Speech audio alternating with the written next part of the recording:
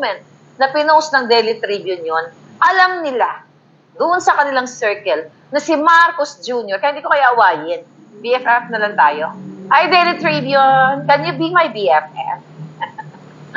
Okay, mga palangga, ayaw ko kayong awayin kasi I know from here na sukang-suka na kayo sa gobyerno. Okay, I know na kayo ay natatakot baka pag-initan kayo ni Lisa Tanas. Kaya mga kababayan, the reason why tinake down ni Daily Tribune ang kanilang post kasi inutusan po ni Lisa Tanas ang Presidential Communications Office through Bukangkang, okay? Through Bukangkang and Cheloy Jotok Garafil, si Cesar Chavez na strategist, presidential communication strategist ni Coting Jr. Ikaw, Chavez, naipit ka na sa mga demonyo o part ka nila. You know what? Wala na kayong mukhang maiharap sa Diyos at sa inyong mga pamilya dahil kayo'y ginamit para sikil sa Daily Tribune. Actually, nakakawa yung Daily Tribune.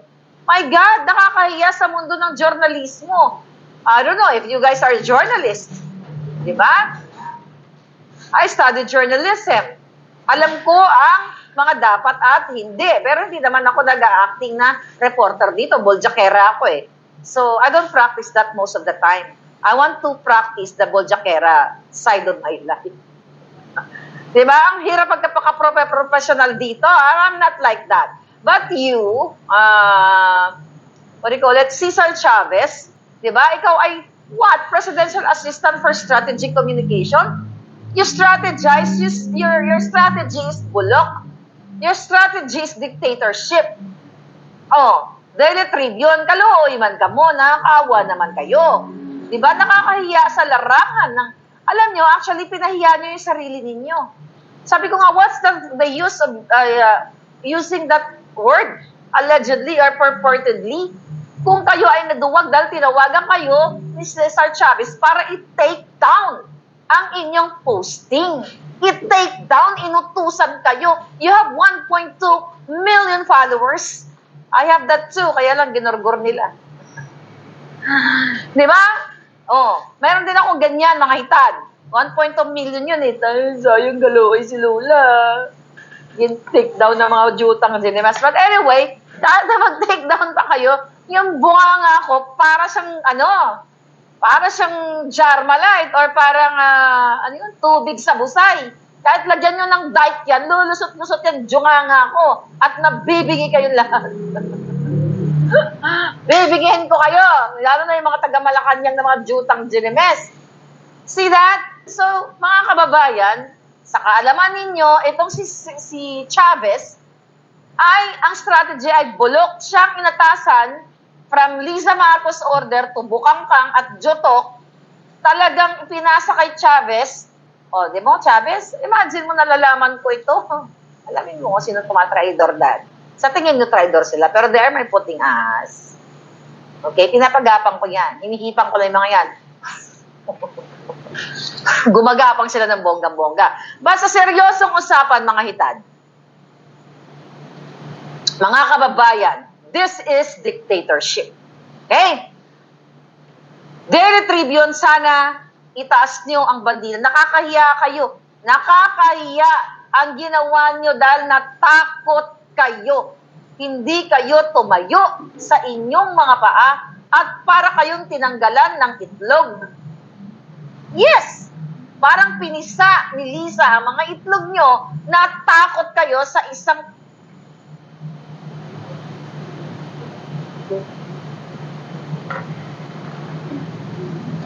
natunay na itlog. Hindi niya ako kayang pisain yung kipailabog niya ang tutuslok. Tutuslokin ko yan. So yan ang kailangan ninyong malaman, mga kababayan. Tinawagan ni Chavez ayon sa ating puting ahas at kinausap ang Daily Tribune. Siguro ang conversation na, hello ma'am, Bisaya ka ba? Bisaya ba si Cesar? Hello Daily Tribune, hello. Sabi ni ma'am daw, magbura-bura daw kayo ng inyong mga posting. Kaya kung hindi, gugurgurin kayong lahat dyan. Siguro ganon. Diba? Hello Daily Tribune, si Cesar to. Sabi ni Ma'am Ahas, gugurgurin daw kayo pag hindi nyo tinake down yung post nyo about Maharlika. So, ganon yung naging chika bumbong doon. So, ngayon, mga palangga, okay, alam nyo na, move on tayo. The next topic is, what? Confirmed silent gag order sa mga pulis. Okay? At sundalo. O, dyan muna tayo. Inutusan. Ano yung head? Okay? Si Verana, si Verana Live Studio TV. Ayan, Maharlika, lalong tumatapang. Dapat lahat tayo tumapang. Mga kababayan, gusto ko kayong ayan. Lumipat na lahat. Pati, okay. Lumipat na lahat. Ano yung ano? Yan. Patingin. O, kailangan lahat kayo matapang. Hindi lang ako, mga palangga. Kasi ngayon, ang kapulisan ay pinagbawalan na manood ng Maharlika at ng iba pang channel. Actually, hindi na lang Maharlika.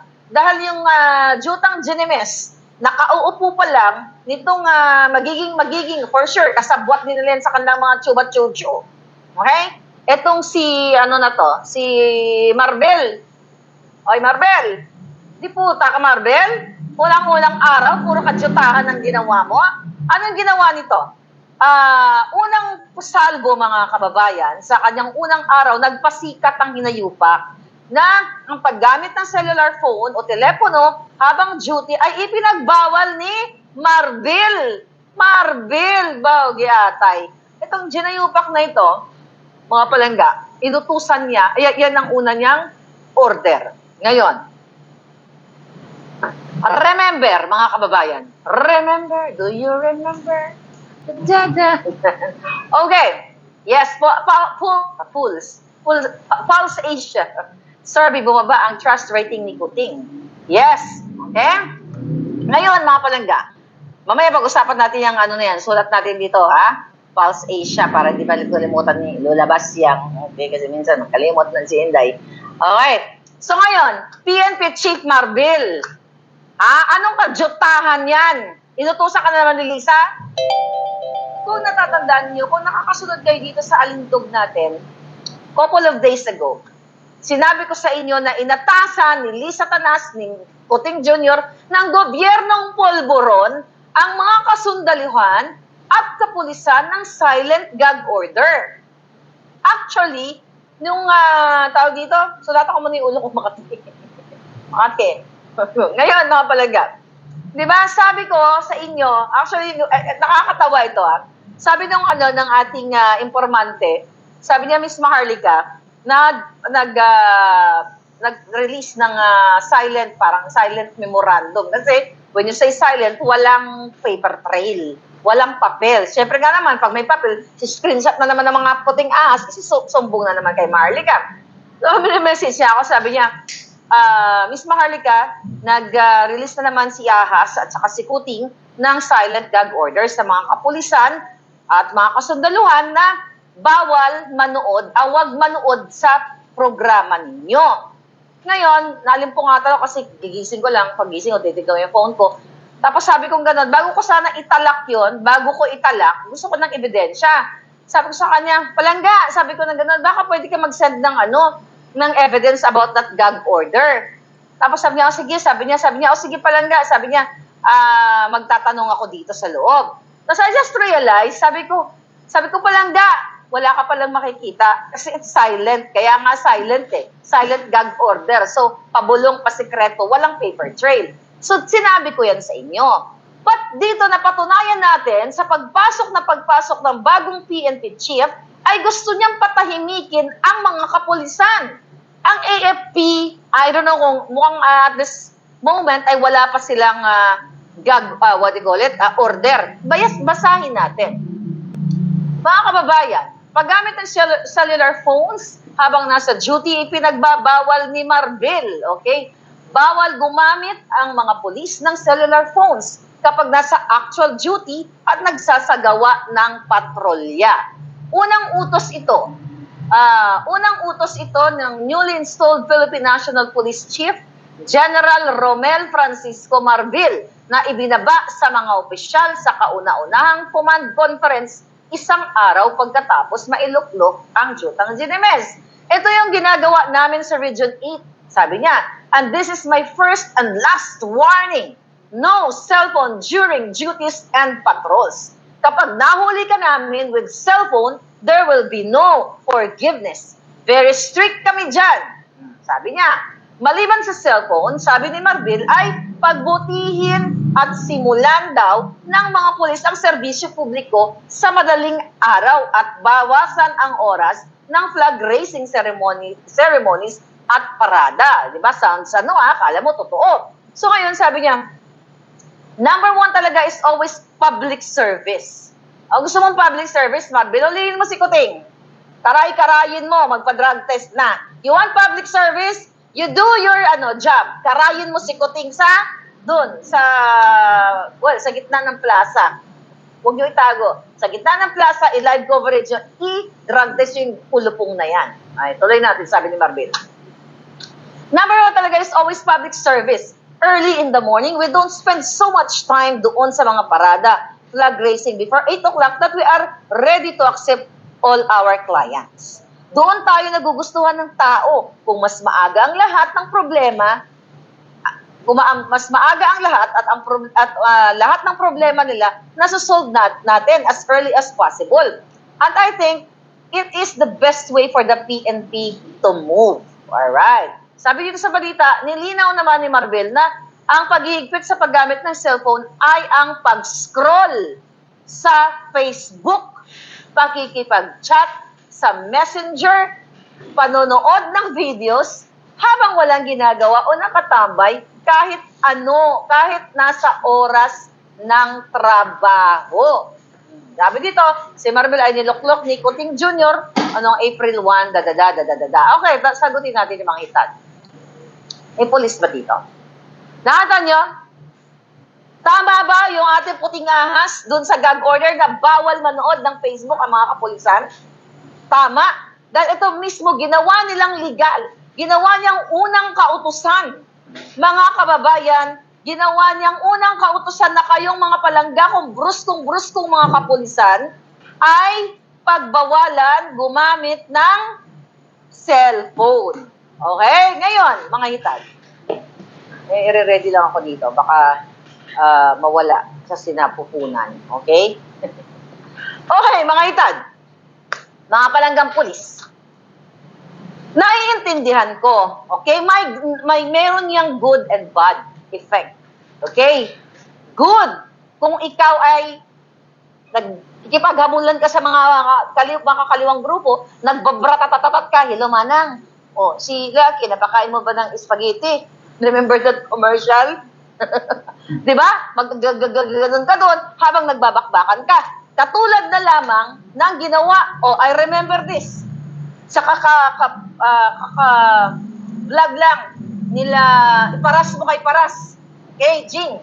Okay, kabablog lang nila to, na may isang sundalo, okay, na while nasa duty siya, itong hinayupak na tulpo ay tumawag siya dito sa sundalong ito. Ay, nakalimutan ko lang yung name. Comment ko dyan, mga palangga. Tumawag itong jutang ginimis na tulpo na ito. Nasa vlog ng Paras mo kay Paras. Iparash mo kay Paras. Okay? Ngayon, tumawag si tulpo dahil may pag-aaway itong particular na sundalong ito sa kanyang jowa na babae, napapakasalan yata, hindi natuloy. Tapos si babae, nagsumbong naman doon kay tulpo para i-exploit ni tulpo. Tapos itong hinayupak na tulpo na ito, tinawagan ito sundalo, nasa gitna siya ng while on duty. Napakabait lang ng sundalo na later on nga, namatay ito sa pakikipagbakbakan. Sinagot niya yung telepono ni tulpo, ng tawag ni tulpo. So yun dapat ang mga hindi sinasagot, lalo na kung si tulpo ang tatawag sa inyo. Huwag nung sinasagot-sagot yung hinayupak na yan kasi pagkikitaan lang kayo. Pero hindi si tulpo ang topic natin dito. Bigla ko lang naalala yun. Okay. Sino yan? Mga palangga, comment ko nga yung pangalan ng sundalo na yon. Okay, balik tayo dito sa gag order or ayaw paggamitin ng PNP ang mga kapulisan. Good yun kung ang trabaho ng pulis ay kumbaga actual sa bakbakan. Hindi ka naman dapat nagkikipag-love life ka Diba, sweetheart, nandito kami ngayon, meron kaming i-raid, may papatayin kami, ganon-ganon ka pa, di ba? Meron kaming chuchubain, ay, parang ganito. Hello, sweetheart, ayan, nandito kami ngayon sa kampo ni Sayarot. Di ba, ito yung kaibigan ni Kuting, i-raid namin, pero mukhang pag na-raid namin ito, aabsultuhin ito ni Marcos Jr. at hindi ito makukulong kasi non-bailable ito, pero papalabasin ni Kuting. Tapos, nasa bingid ka nasa gitna ka ng operation, magaganon ka.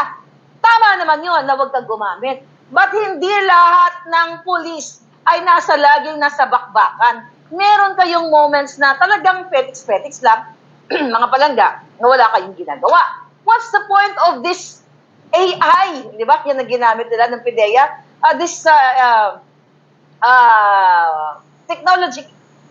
Technology world, okay? Itong world na ginagalawan natin, itong makabagong panahon. What is the point of that? Ang cellphone ay pwede mong gamitin, di ba? Means of what? Communication. Not only to watch Maharlika's Facebook, Maharlika's kuda-kuda here, or mga Facebook ninyo, or minsan, ang mga police, burnout din yan. Ang hirap ng trabaho ng mga yan. Nahipagbakbakan, tinataya yung buhay nila. Yun na nga lang na makapagpahinga sila ng bonggang-bonggang ganon. Bunso, kung nasa school na si Bunso, mga ganon-ganon kayo, di ba mga dudong? Mga inday, ay, take muna yung sweetheart ko, baka mamaya, ito na, mga ganon. So, chinecheck nyo yun during time na hindi naman kayo busy. But you know what? Tanginan pa mga to PNP chief. Yang mga polis na yan, hindi, alam natin na may mga dorobong polis, but mas majority ang matitinong polis. Yang mga yan, if they are disciplined, alam nila ang trabaho nila, hindi mo sila kailangang utusan na para silang mga bata na huwag kayo gumamit ng telepono. Nakapag-aral yan kung kaya nilang dumaan sa bonggang-bonggang training para maipasa, para sila ay maging police major o kung ano man ang kanilang mga posisyon. Uutusan mo, mga kababayan, ang mga kapulisan na huwag gumamit ng cellphone.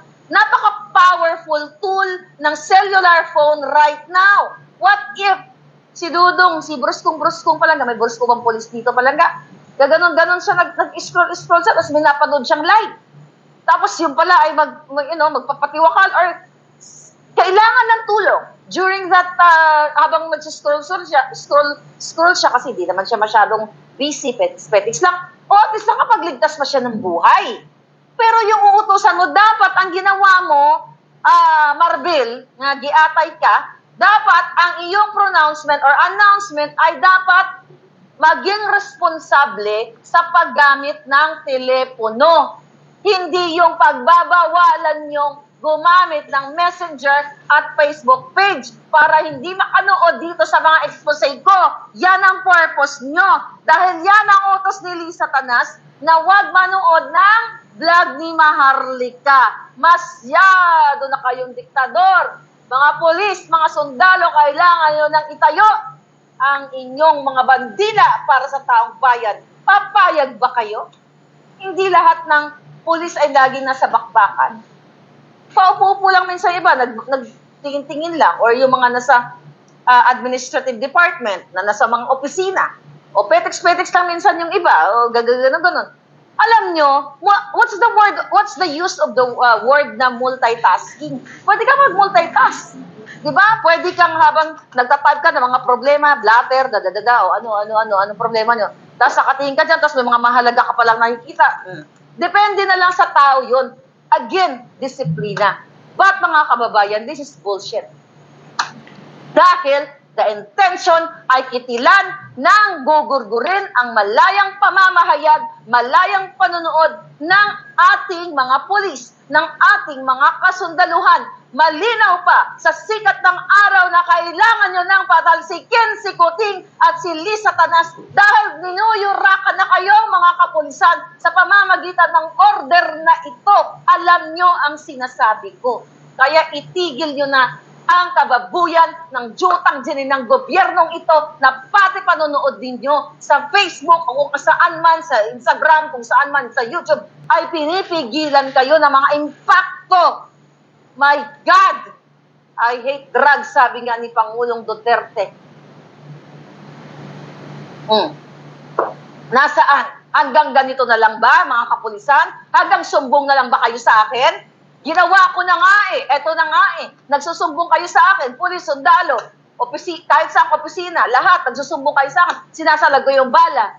Kailan kayo sasalag ng bala para sa taong bayan? Hindi na para sa akin.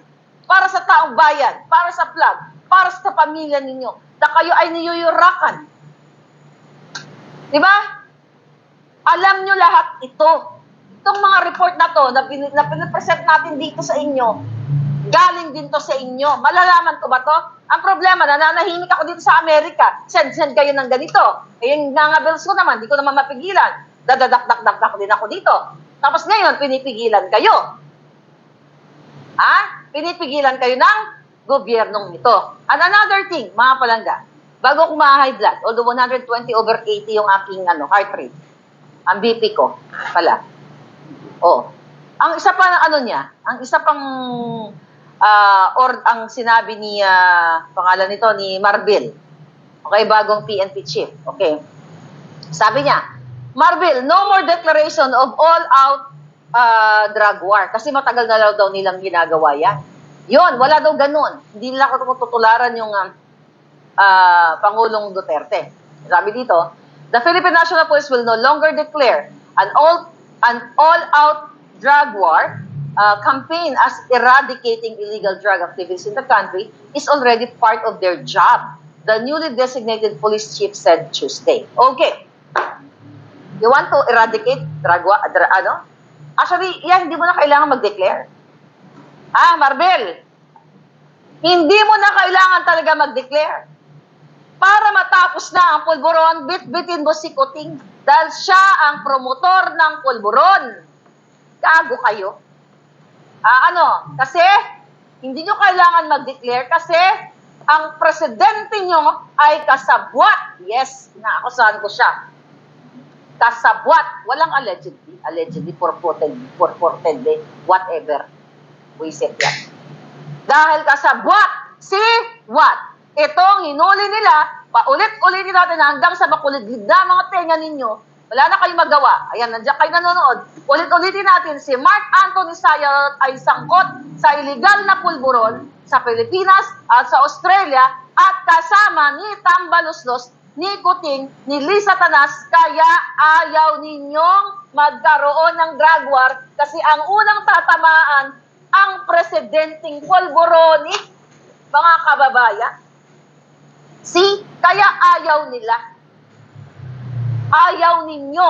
Lalo na ngayon na lumabas itong ebidensyang ito na kung saan na si Kuting Jr. ay sumisinghot, kasalukuyang sumisinghot ng white powdery. Ito, babasahin ko sa inyo. This is the third page. Actually, this is the first page. Okay, not first page. Ito yung unang paper. Bago to, hindi nyo pa to nakita. Okay, binura-bura ko yung mga pangalan. Okay, ito basahin ko na sa inyo. I will post this later. Okay? Itong papel na hawak ko, mga kababayan, ang date nito ay March 10, 2012. Itong nilabas natin sa inyo, March 11, okay, dalawang March 11, itong Authority to Operate and Pre-Operation Report. This one is the memorandum prior to this.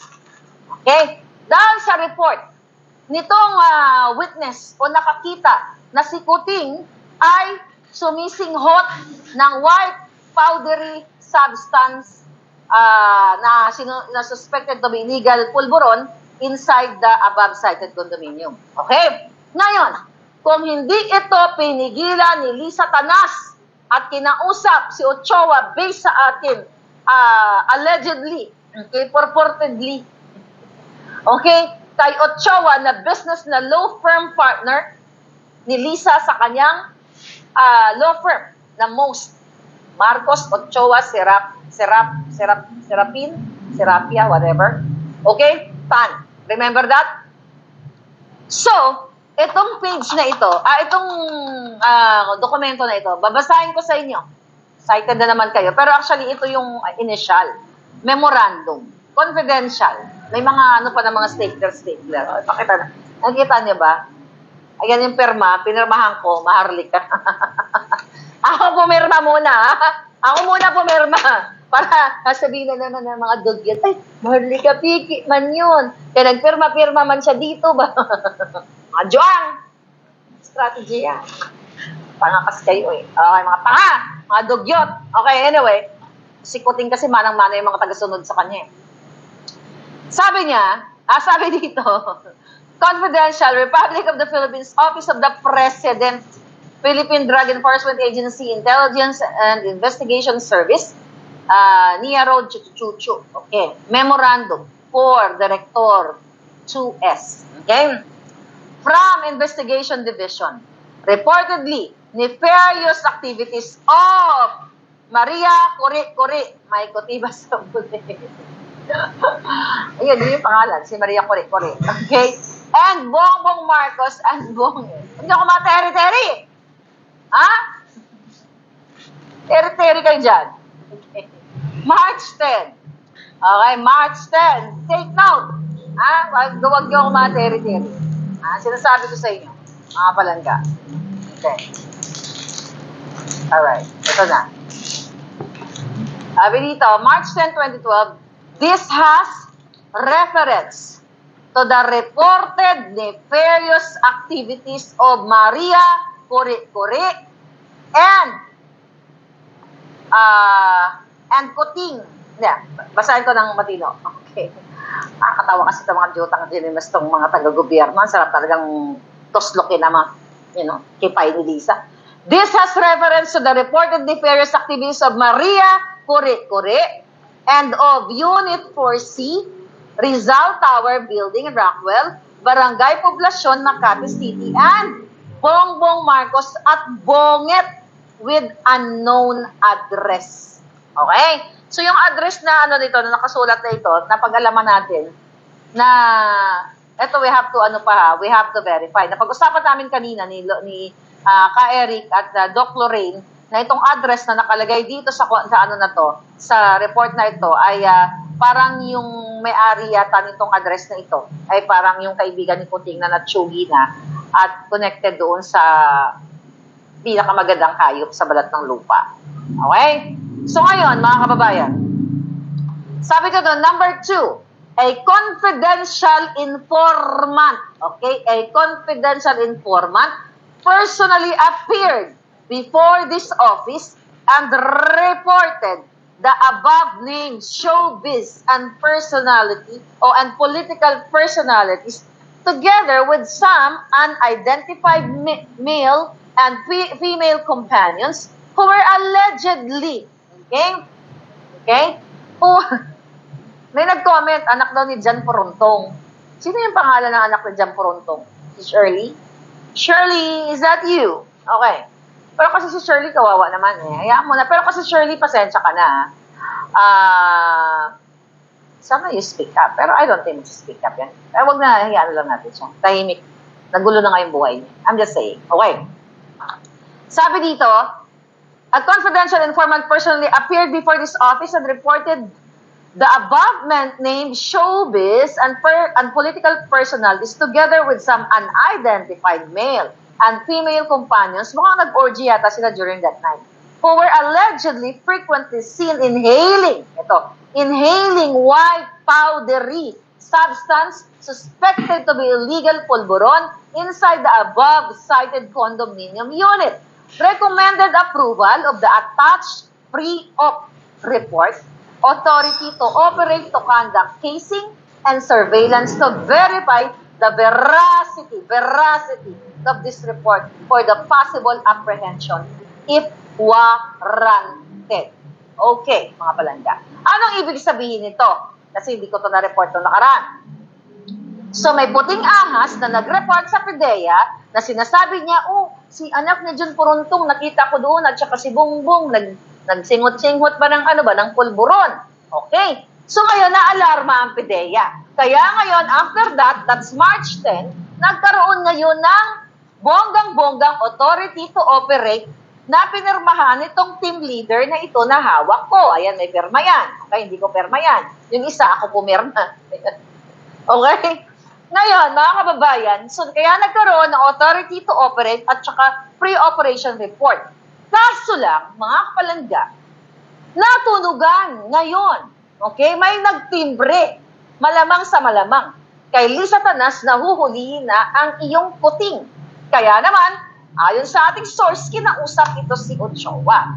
So ang tanong, bakit pinigilan ni Satanas, ni Ochoa, itong raid na ito? Tama yung mga explanation ni Sans, ni Harry Roque, ni Spokes Roque, ni Atty. Glenchong, lahat ng mga eksperto, magagaling kayo lahat. Tama yung explanation ninyo na hindi nakarating kay Noynoy. Kasi, dito kay Little President, kay Ochoa dumating. So kung nakita ni Noynoy yun, baka nagurgur si Kuting. Diba? Kasi alam niyo naman kung gaano kagalit ang mga Aquino dito sa Marcos na ito. You know? But ganun pa man mga kababayan, bakit ako mahihiya? Diba? Bakit ka mahihiya, Kuting, kung ikaw ay hindi pulburonik? Bakit ka mahiya? Kung sana itinuloy ninyo, hindi nyo hinarang. Kasi baka mamaya yung nakita ng informante na sumisingot kayo ng white substance, hindi naman pala, illegal na pulburon. Baka mamaya, choke lang, naglaro kayo ng, yung telearalan, nag-aral-aralan kayo, tapos si Kuting na krung-krung, siningot na yung choke. You know what I mean? Or baka naglaro sila ng pulbo-pulbuhan. Di ba? Nagpulbos-pulbusan sila. Nung siningot nyo pala, yung nakita pala ng informante, ipulbos pala yun. Baby powder. Kaso lang, ang nangyari, what is the reason? Bakit? Tignan nyo laliman natin ng bonggang-bongga. May energy ako yun, naligo ako kapon, hindi. Okay. Narinig ko si Sas. Ay, Sas, totoo ka. Narinig ko lang. Medyo lang tayo, light ng konti. Sabi ni Sas, nabasa mo ba yon? Na may mga kakilala siya na magagandang skin, hindi naliligo everyday. Totoo yun. Ako, pag hindi ako malis, hindi ako naliligo. Wala mga aawat sa akin, mga palanda. Pag lumalabas lang talaga ako ng bonggang-bongga, so kung isang araw, dalawang araw, hindi ako alis ako nila. Pero totoo, huwag kayo maligo everyday. Kasi mga client namin dito sa Jamaica, you know that, ang mga kliyente namin dito, hindi naliligo everyday, iba nga taon pa eh. Ganun-ganun, spray. But, of course, nag-shower sila. So, kaya mo, tumatagal sila. May pasyente kami ngayon, 102 at 99. Buhay pa! Anyway, yun lang. Pasegue ko lang. So ngayon, mga palangga, eto mga chika boom boom. Balik tayo dito. So how come, bakit hindi natuloy ang operation? Bakit? Bigyan natin ng benefit of the doubt si Kuting. Kung, kunyari, ang na-witness nitong witness na ito, yung informante, na ang sinisingot nila Kuting ay chok lamang at nagtele-tele-aralan sila, bakit pinigil ni Lisa at kinausap si Ochoa ayon sa ating informante na huwag ituloy itong raid na ito? Kasi kung chok lang pala, ang kanilang pinapahid-pahid dito, naglaro sila doon, nagtele-aralan sila, walang maikipapakita o walang mahuhuli ang PDEA kung itinuloy. O let's say naman baby powder, nagpupulbo-pulbuhan sila kasi para sila mga bata, naglalaro, naghahagisan ng pulbo. Kahit na ituloy pa ito, raid na ito mga kababayan, hindi pa rin mauhuli si Kuting. Kasi pag pumunta sila doon, ano yung pinupulbo nyo? Ano yung sinisingot? Ay, baby powder to eh. Gano'n. You know what I mean? So, let's say pulburon. Pulburon na kinakain. Kumakain lang kami ng pulburon, tapos si Kuting gumagano'n lang. Dahil may mannerism siya. Gano'n lang, wala akong si Kuting. Gano'n si bakla. Diba? So, ibig sabihin nun, mga palangga, ano yun?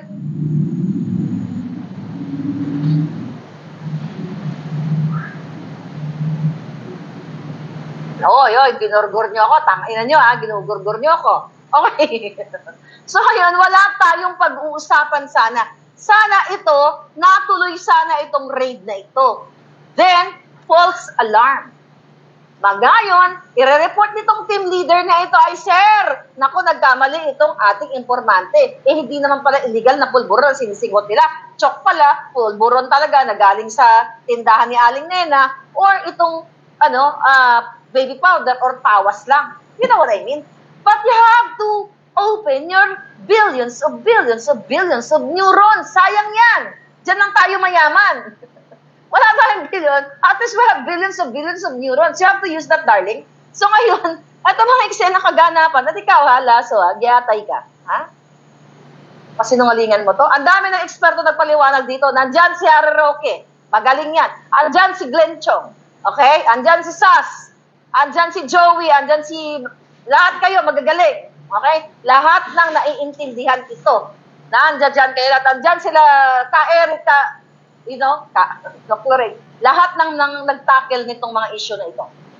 Mga kababayan, pinaliwanag doon sa interview namin, ang pag-usapan namin ni Ka-Eric, na yung dahilan ng PDEA, na yung kanilang reasoning na wala daw sa kanilang database, itong pormis na sinasabi niya, itong pre-operation management chuchubels, mga kapalangga, during the time, wala pa yung sistemang yun.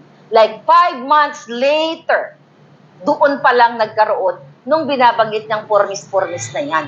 So, ibig sabihin, sinungaling ka, PDEA. At yan ay verifiable. Verifiable, na-verify na nga yan ni Ka-Eric, mga palangga. So, yung mga kasinungalingan nitong PDEA neto ay isang panglilin lang sa inyo para si Maharlika ay sasabihin nilang peke daw ako o fake news daw. Itong ating mga pinakita sa inyong may mga perma. Ayan, permado ko yan. Permado ko yung isa. Ganda ng perma ko. Tinakpan lang natin. Ito. So, kaya nga I challenge you. Ay challenge ko si Marcos Jr. File a case against me. Not in the Philippines. Wala akong laban yan. Tangainan nyo, hawak nyo yan. Dito. Kausapin mo si Lolo Biden ko. Okay, makipagtulungan ka. Tapos ipinagmamalaki naman ni Lisa na ano siya, malakas siya dito sa Amerika. E di